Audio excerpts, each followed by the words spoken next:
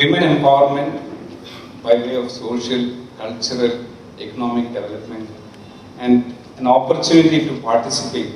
അതായത് മുഖ്യധാരയിലേക്ക് സ്ത്രീകൾക്ക് കടന്നു വരാനായിട്ടുള്ള ഒരു അവസരം, അവര് കൂടുതൽ ഉത്തരവാദിത്തങ്ങൾ എടുക്കുന്ന ഒരു സാഹചര്യം, ഇതെല്ലാം ഒരു പരിധി വരെ ഏറ്റവും കൂടുതൽ ചെയ്തെടുക്കാനായിട്ട് സാധിച്ചത് ഇന്റർനാഷണൽ വിമൻസ് ഡേ പോലുള്ള ഒരു ദിവസവും ആ ദിവസത്തിന്റെ പ്രസക്തിയെ കുറിച്ചിട്ടുള്ള ആൾക്കാർക്ക് മനസ്സിലാക്കി കൊടുക്കാൻ സാധിച്ചതും എല്ലാമായിരിക്കാം അതിൻ്റെ കാരണം. ഈ വർഷം നമ്മൾ 5 സ്റ്റേറ്റിൽ ഈ പ്രോഗ്രാം ചെയ്യുന്നുണ്ട്.